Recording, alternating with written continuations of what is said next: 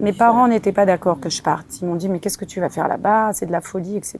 Donc, je n'ai pas eu le soutien de ma famille à ce propos. On m'a même pris un peu, je crois, dans ma famille pour une dingue. Entre New York et alors après Tel Aviv, mais qu'est-ce qui lui prend, quoi? Comme je dis, il faut ces grains de folie. Je pense qu'aujourd'hui, une grande partie de ma famille aimerait bien être ici.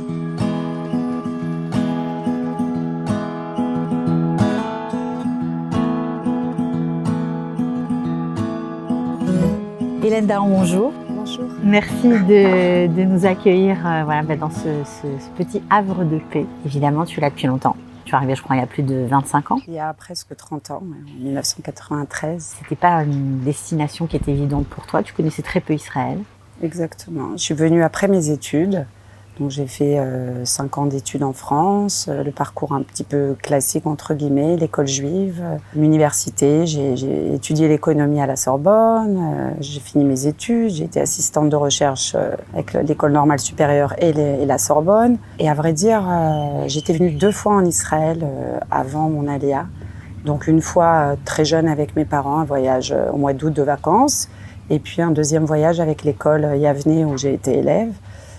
Et donc, a priori, je connaissais très mal le pays. Tu parlais pas l'hébreu? Je parlais pas l'hébreu, j'avais pris l'hébreu à l'école, mais bon, comme on peut l'apprendre plus ou moins, je le pratiquais absolument pas, donc je le parlais pas. Donc rien ne me prédestinait à venir en fait en Israël, sauf que bon, j'ai eu un petit grain de folie. Ce qui est sympathique dans ton histoire, c'est qu'avant ce petit grain de folie, tu es partie aux États-Unis, alors peut-être pour certains un autre grain de folie.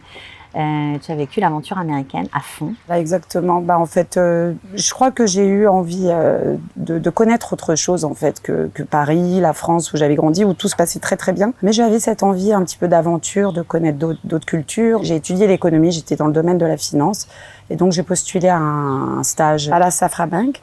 Et donc j'ai vécu à New York à peu près 6-7 mois. Ça a été une aventure extraordinaire.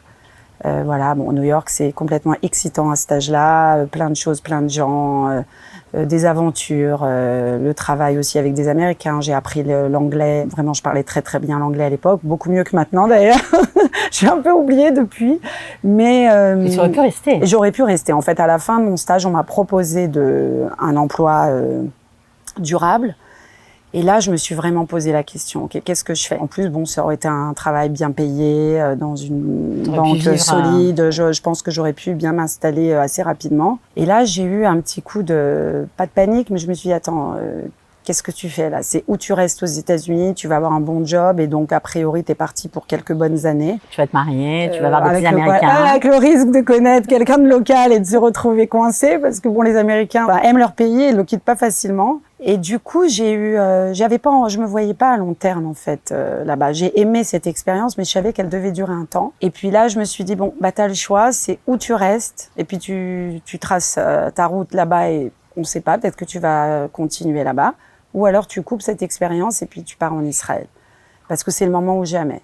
J'avais déjà 22-23 ans. Pourquoi Israël? D'abord, un goût de l'aventure, mais j'aurais pu partir ailleurs. Ou rester aux États-Unis, ou même dans notre pays, ou retourner en France, ou je ne sais où. Dans mon désir d'aventure, il y avait quand même cet attachement à Israël. C'est vrai que bon, j'ai fait un parcours de Lucien de Hirsch à Yavne. On nous a donné l'amour d'Israël. Monsieur et Madame Picard, pour moi, c'est des figures. Je pense qu'on n'en fait plus des gens comme ça. Madame Picard en particulier, la référence féminine. C'est une femme pour moi qui a accompli une vie. C'est une vie accomplie. C'est-à-dire que elle a donné d'elle-même, elle a influencé des milliers d'élèves. C'est l'amour de l'autre, c'est l'amour d'Israël, c'est l'amour de la Torah. Pour moi, c'est l'ultime exemple. J'espère d'ailleurs que ces enfants écouteront l'émission parce que vraiment je pense que Bémet Zachou Begadol, d'avoir une mère comme ça et pour nous une directrice comme ça qui nous a donné un chemin. C'était quoi? C'était la petite voix de Madame Picard? Ouais, il y a eu aussi de ça, c'est-à-dire cet amour qui nous a été un petit peu goutte à goutte comme ça pendant des années. Et bien que je ne connaissais pas le pays, je le trouvais assez moche, je dois dire, pour être honnête. Non, mais j'avais vu Tel Aviv et je trouvais ça assez bizarre, quoi. C'était un peu de bric et de broc par rapport à la vie parisienne. C'était quand même tout à fait différent. Il faut dire que bon, Israël d'il y a 30, 40 ans, c'est pas le même qu'aujourd'hui. Donc, à l'époque, c'est vrai que ça paraissait un peu tiers-monde, quoi. J'ai pas honte de le dire. Mais malgré tout, j'avais l'impression que justement, puisque c'était à construire, il fallait être là. Et il y avait cette espèce de décalage entre la France où tout est déjà un peu fait, où tout est établi, tout est un peu conservateur comme ça, etc. J'aimais bien ce côté justement un peu pionnier, un peu... Il y a à bâtir, il y a à changer. Changer dans la pratique, quand on a un diplôme d'économie en poche, tu penses à faire quoi? À la base, effectivement, je suis venue en pensant faire un doctorat d'économie. Il y avait eu un programme d'échange avec l'école normale supérieure où j'avais été assistante. Et donc, je me suis dit, c'est l'occasion. L'université de Jérusalem? Non, de Tel Aviv. Et puis, les professeurs de l'université de Tel Aviv sont extrêmement connus. En tout cas, à l'époque, je ne sais pas qui est aujourd'hui, mais à l'époque, très connus dans le domaine de l'économie. C'est-à-dire que les bouquins sur lesquels on travaillait, on étudiait en France, c'était les profs qui enseignaient à Tel Aviv. Donc, c'était extraordinaire. Et donc, je suis partie avec cette idée en me disant, ça va être plus facile. Et puis, plus facile entre guillemets, parce qu'un doctorat, c'est quand même pas évident, mais c'était une passerelle, on va dire, plus évidente pour moi. Et donc, je me suis inscrite à l'université de Tel Aviv. J'ai été acceptée dans ce programme. J'ai fait un ulpan à l'université. D'ailleurs, au départ, j'ai eu un problème d'acceptation à cause de mon niveau d'hébreu. On m'a dit, t'as pas le niveau suffisant. J'ai fait des pieds et des mains, comme on dit. J'ai dit, écoutez, je m'engage à obtenir le niveau minimum requis au premier examen. Je vais travailler et je l'aurai. Et c'est ce qui s'est passé. C'est un secret, ça, en Israël, de taper du poing sur la table, d'exiger, de dire je m'engage à faire tel et tel. Oui, moi je pense que, de toute façon, c'est une devise pour moi dans la vie. Quand on veut quelque chose, d'abord il faut le demander. Et puis, si ça vient pas facilement, il faut vraiment insister, et en Israël particulièrement. En Israël, on dit qu'on ne répond pas à la question qu'on n'a pas posée. Exactement. Moi, je dis qu'il faut formuler ce qu'on veut. Et c'est vrai pour tout, d'ailleurs. Et puis même quand je m'adresse à Dieu, il faut formuler. C'est important parce que la parole, elle est créatrice. Elle est créatrice de ce qu'on reçoit, de ce qu'on a. Tu rentres à l'université de Tel Aviv. Voilà, je rentre à l'université de Tel Aviv. Et puis au bout de donc j'intègre des cours. C'était extrêmement difficile. Je me retrouve. Donc on m'a dit, va faire quelques cours de Toar Sheni, l'équivalent d'un master, pour te mettre dans le bain. Puis là, je me retrouve dans une classe avec des Israéliens qui parlent hébreu, évidemment. Un prof qui enseigne en hébreu est là, et l'économie à un haut niveau. Honnêtement, j'ai regardé, je me suis dit là, qu'est-ce que je fais ici? Et puis petit à petit, l'ulpan aidant, la persévérance, j'ai dit je vais pas lâcher. Mais quand même, au bout de quelques mois, je me suis rendu compte que je préférais rentrer dans la vie active. J'ai eu l'aide de connaissances qui m'ont tendu la main, on va dire, qui m'ont aidé à intégrer le monde du travail, parce que c'est vrai que j'avais pas du tout de valeur ajoutée. À part un diplôme en poche, mais enfin bon, il y en a d'autres aussi. Et puis j'avais pas la langue, j'avais pas l'expérience, je connaissais personne. On m'a aidé, on m'a tendu une perche, et c'est vrai que je l'ai attrapée.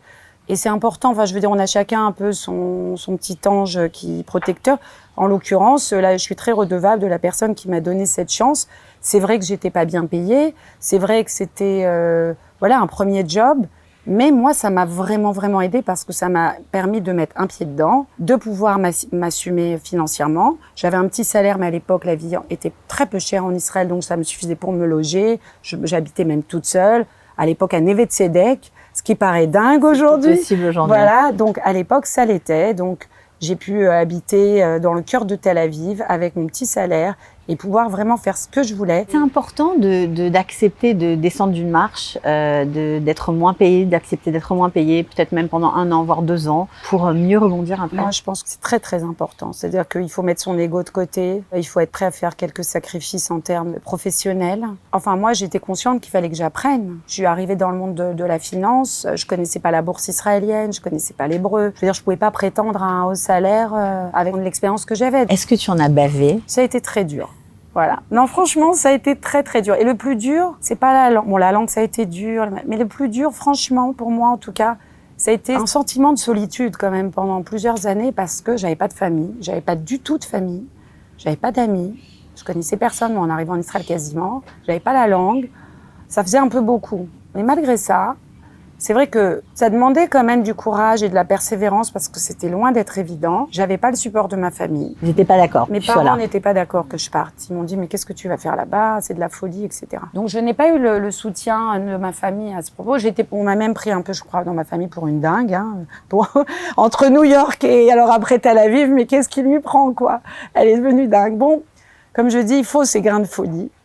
Je pense qu'aujourd'hui, une grande partie de ma famille aimerait bien être ici. À ta place? Oui, franchement, j'en suis même persuadée.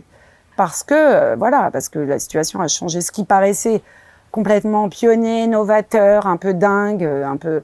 Aujourd'hui, bon, voilà, il y a beaucoup de Français qui sont venus depuis, Baruch Hashem, et c'est vrai que moi, je considère pas que c'est une folie du tout. Je pense qu'au contraire, de rester en France, pour moi, c'était pas, à terme, c'était pas viable. Est-ce que tu te souviens de ce premier job? Tu devais faire quoi? Qu'est-ce qui était difficile au quotidien? J'étais analyste financière dans une société d'investissement qui gérait des fonds.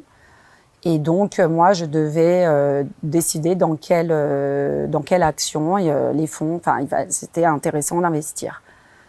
Donc, j'avais des rapports sur toutes les sociétés cotées en bourse en Israël, uniquement sur les sociétés cotées en bourse en Israël. Donc, on me donnait des rapports tous les jours, des rapports financiers, etc. En hébreu, en hébreu, évidemment. Tout était en hébreu, il n'y avait aucune exception. Et donc, lire des rapports, et écrire moi-même des rapports. Mais comment on fait quand on parle pas l'hébreu? J'avais un dictionnaire, voilà, collé à moi, bien collé, il me lâchait pas. Ça a été mon compagnon de route. Je dois dire que j'ai eu pas mal de migraines sur cette route, à lire des documents et à écrire. Et puis petit à petit, et puis bon, je ne fréquentais que des Israéliens. Je n'étais en contact qu'avec des Israéliens. Et du coup, au bout d'un mois, 2 mois, 3 mois, etc., le temps passant, on apprend. Au bout de combien de temps tu t'es sentie libre, à l'aise? Je sais pas, ça a dû prendre 1 an et demi. Tout le monde rigolait un petit peu au travail parce qu'on me disait toujours, on voit que tu sors de l'Ulpan, t'as un hébreu châtié, personne ne parle comme ça. Alors entre les bevakasha qui étaient superflus, etc. Donc moi ça me faisait rire parce que c'est vrai on traduit un peu du français en hébreu au départ. Et pour moi c'était fondamental, c'était une condition pour moi de rester ici. C'est-à-dire du moment où j'ai mis les pieds ici, j'ai dit cette langue je veux la parler, je veux l'écrire. Et je veux la lire. Et il est hors de question que je vive dans un pays pour être analphabète, c'est pas pensable. Donc ça a été un effort, ça a été très très dur.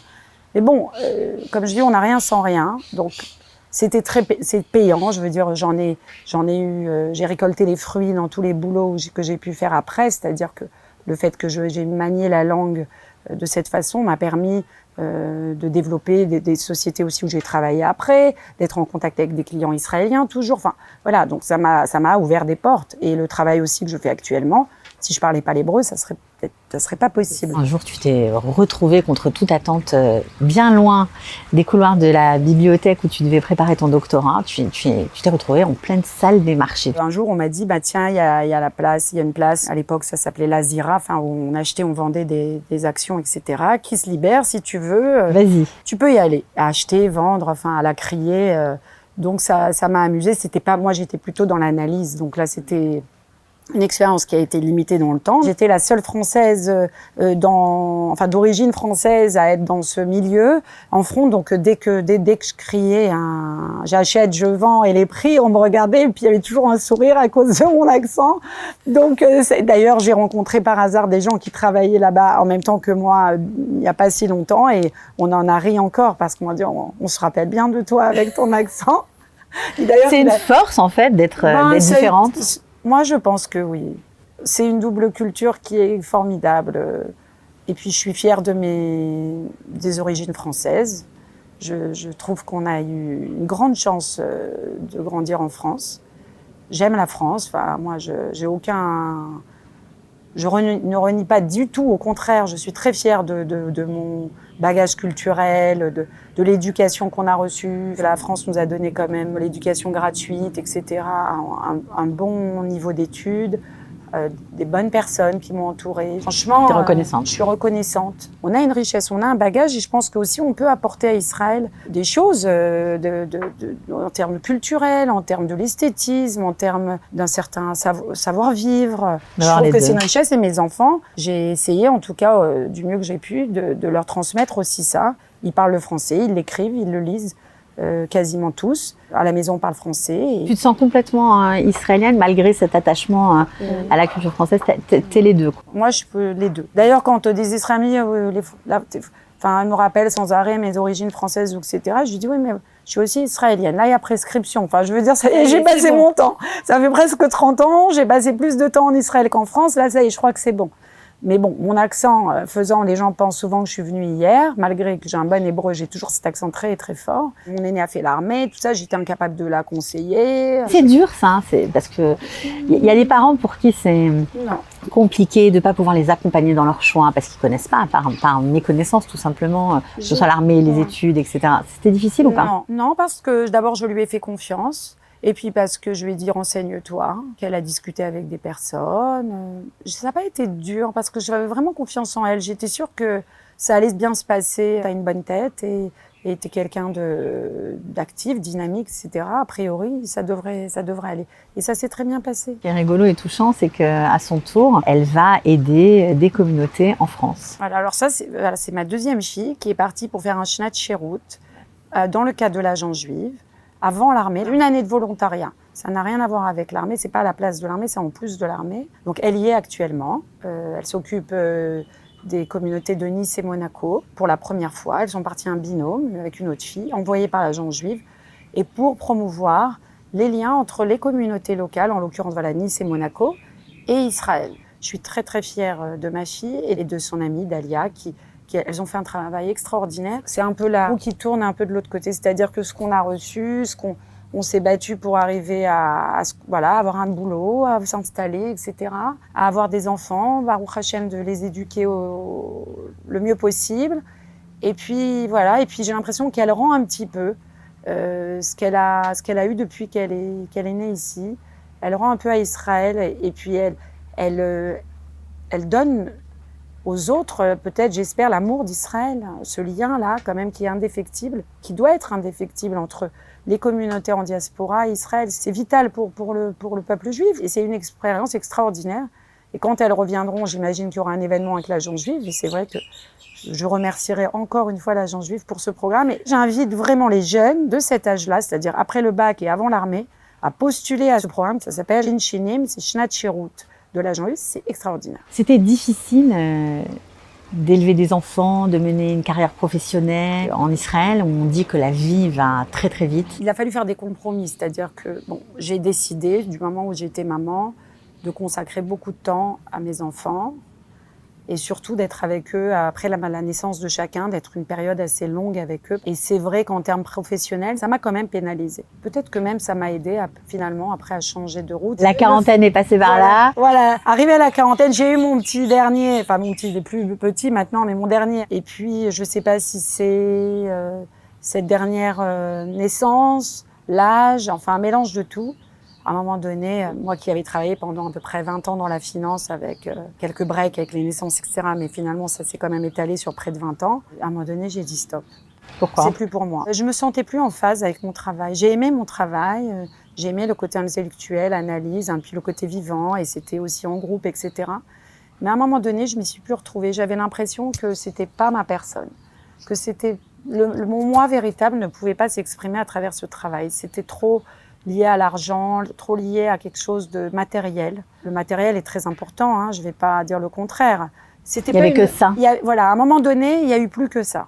Et quand je suis arrivée à la conclusion, pourquoi tu te lèves le matin, et que je me suis dit, c'est pour la parnassa, mais j'arrive pas à trouver un autre intérêt aujourd'hui dans mon travail, j'ai dit stop, il faut arrêter. Avec, c'est vrai, l'aide de mon mari, hein, parce que sans lui, j'aurais pas pu faire ce switch, qui m'a donné carte blanche. Il m'a dit, voilà, si tu veux arrêter, t'arrêtes. Si tu veux continuer, tu continues. Mais ne continue pas juste pour la parnassa. Tu savais ce que tu allais faire ou pas ? Pas du tout. J'ai vraiment arrêté de travailler en me disant, j'arrête parce que je peux plus, j'étouffe. J'avais besoin d'autre chose. J'ai senti que j'étais plus du tout à ma place. Et c'est assez étrange comme sensation et assez violent. Et assez effrayant aussi. C'était un peu le saut dans le vide. Mais je me suis dit, on verra bien, je vais prendre un peu de temps et on verra. J'avais une passion depuis le début, et d'une passion, j'en ai fait un autre métier. Qu'est-ce que tu fais aujourd'hui ? Alors, je suis céramiste, je crée, et aussi je suis devenue prof. J'enseigne aussi la céramique, donc le tour, aussi de la création à la main. J'enseigne depuis à peu près, ça fait 3 ans, et je crée depuis à peu près 5 ans de façon sérieuse, on va dire. J'ai pas eu vraiment l'angoisse de haut niveau, est-ce que je vais gagner ma vie, parce que je pensais pas du tout en faire un métier. Au début, je me suis dit, je vais me consacrer à mon hobby full time. Puis j'avais travaillé avant, donc j'avais pas le stress financier à ce moment-là. On était 4 filles à partager un local, et une des des femmes avec qui j'ai travaillé m'a beaucoup aidée, m'a énormément appris. C'est très israélien ça, d'avoir des mains tendues sur le chemin. Ça a été vraiment mon petit... D'ailleurs, je lui ai écrit pour lui dire merci. Et je lui ai dit aussi de vivre moi, mais je lui ai écrit même 2 fois, je crois, parce que je lui ai dit, on a chacun un petit ange sur notre chemin. Des fois, on en a plusieurs même, on a plusieurs périodes dans notre vie. Mais je lui dis, là, tu as été ma main tendue, parce que vraiment, sans elle, je pense pas que je serais là aujourd'hui. Vraiment, je suis vraiment redevable et je suis hyper reconnaissante par rapport, qui s'appelle Chani d'ailleurs. Et elle m'a énormément aidée. Et je pense sur le moment, elle se rendait même pas compte de l'ampleur de l'aide qu'elle me donnait. En fait, c'était naturel pour elle, mais elle m'a énormément appris. J'ai appris à son contact. Et puis même mon travail actuel, à savoir d'être enseignante, je suis enseignante au centre Théo à Herzliya, qui est un centre culturel, un matnas pour adultes, avec un centre de conférences, etc., d'exposition. Et en fait, c'est elle qui m'a dit, écoute, il y a une place à prendre, c'est pour toi. J'ai dit, mais Chani, sois sérieuse, enfin moi, j'ai jamais enseigné. Elle m'a dit, non, c'est pour toi, vas-y, je te donne le numéro. Et en fait, au début, je lui ai dit, mais tu plaisantes, je suis pas capable. Elle m'a dit, je te dis, vas-y, tu verras, tout se passera très bien. Et en fait, c'est ce qui s'est passé. J'ai appelé la directrice, je lui ai dit, voilà, je me présente. Elle m'a dit, viens, un rendez-vous. Et puis, hop, c'est parti. Je dois dire que j'ai eu assez mal au ventre avant mon premier cours, vraiment. Et Dieu merci, ça fait 3 ans que ça dure et que ça se passe super bien et que le nombre de cours s'est développé, le nombre d'étudiants s'est développé. J'ai aujourd'hui à peu près 35 étudiants, des adultes. J'ai commencé aussi à donner des cours pour des enfants, notamment hyperactifs, etc., pour essayer d'aider justement plus dans une direction un peu thérapeutique. Des ateliers aussi pour le fun, des ateliers mère-fille, des ateliers pour des anniversaires. Enfin, il y a toutes sortes de formats. Et en fait, c'est un moment de convivialité, parce qu'on est ensemble, et puis de création. On déconnecte un petit peu de son quotidien, du stress, des soucis. La création, c'est extraordinaire, parce que c'est une forme de méditation. Enfin, pour moi, la poterie, c'est bien au-delà de créer un vase, une assiette ou un bol. C'est pas ça le but. Le but, c'est vraiment... Ça, c'est la résultante, mais en fait, c'est le chemin le plus important. Je pense que c'est le chemin qu'on fait pour y parvenir. Et ce chemin, il est méditatif. On vit dans un monde un peu spécial. Enfin, moi, je suis un peu en décalage parce que tout ça, c'est trop virtuel pour moi, trop abstrait. Ce que j'aime dans la poterie, c'est la matière, c'est le toucher sensuel, quoi, de la matière. Mais c'est quand même surprenant, ce basculement. Ah, s'il y a 4 ans, 5 ans ou 6 ans, on m'avait dit, j'aurais été voir un liseur de bonne aventure, il m'aurait dit, voilà, tu vas faire... J'aurais rigolé au nez. Je suis passée du chomer au chémar. En hébreu, c'est chomer. C'est le chomer, c'est la matérialité, l'argent, etc. Au chémar, c'est l'argile. Il suffit d'une petite lettre pour tout changer. Finalement, il y a une lettre qui diffère entre les deux. C'est le vav et le yud. Le vav, il se tient bien, il est fier de lui. Il a un ego comme ça, et il est grand. Et quand il laisse la place au yud, qui est tout petit, qui est en l'air, qui est suspendu un peu, qui n'est pas vraiment certain de sa stabilité, on passe de quelque chose, du chomer, qui est la matérialité, l'argent, etc., à quelque chose qui est modulable, qui est beaucoup plus dans la modestie. Est-ce que tu es fière de ce que tu as accompli jusqu'à présent? De pouvoir aider les autres, c'est vraiment parce que pour moi, ça a été aussi une espèce de thérapie. Ça m'a énormément aidée. On a tous nos parcours de vie avec des hauts, des bas. Et le fait que je puisse aujourd'hui aider des gens de façon indirecte, je suis pas psy, mais d'une façon indirecte, parce que je leur donne une bulle d'air dans leur semaine, une bulle d'oxygène, un moment de rencontre, un moment d'échange, un moment de bienveillance, de convivialité autour de la matière. Pour moi, c'est une énorme satisfaction. Et depuis peu, on m'a demandé de m'occuper d'un enfant qui a des problèmes d'hyperactivité. Et j'avoue que si j'arrive c'est tout récent, mais si j'arrive dans ce chemin, je serai extrêmement satisfaite de ce travail. Parce que là encore, c'est un terrain qui est à exploiter. Qu'est-ce qui t'a marqué sur ton chemin, vraiment? Une intégration, je peux dire aujourd'hui réussie, parce que voilà, j'ai un travail, je parle la langue, j'ai mes enfants qui sont nés ici, qui sont complètement intégrés. Ma fille a été officier à l'armée, j'en suis fière. Mon mari qui est aussi intégré dans la vie professionnelle israélienne. Ce que je peux dire, enfin en tout cas des gens qui pourraient faire la Aliyah ou qui seraient tentés ou qui sont là et c'est très difficile, c'est le mot quand même clé, c'est persévérance. C'est-à-dire qu'il faut pas baisser les bras. Tu as pris une décision, tu t'y tiens et il faut être persévérant dans la vie. Et je leur dis aussi à mes enfants, dans toute chose, c'est pareil. Si on veut quelque chose, si on se donne les moyens, si on demande, si on exprime ce qu'on veut. C'est souvent, je pense, on ne sait pas ce qu'on veut. Et donc, on n'obtient pas. Mais c'est pas parce qu'on n'obtient pas, parce qu'on n'a pas les moyens ou la potentialité de l'obtenir. C'est parce qu'en fait, on ne sait même pas exprimer ce qu'on a envie. Et ça, je l'ai appris tardivement. En fait, du moment où j'ai réussi à comprendre ce que je voulais, les portes se sont ouvertes, mais bon, je suis quelqu'un de très croyante, mais j'ai vraiment senti la hashgacha, la présence, la bienveillance divine qui était là. La vie est plus chère, tout a changé, mais si on vient préparer, si on sait ce qu'on veut, il faut bien réfléchir à ce qu'on veut et ne pas se laisser porter par les vagues. Il faut quand même décider, ok, qu'est-ce que j'ai envie de faire? Et c'est très difficile.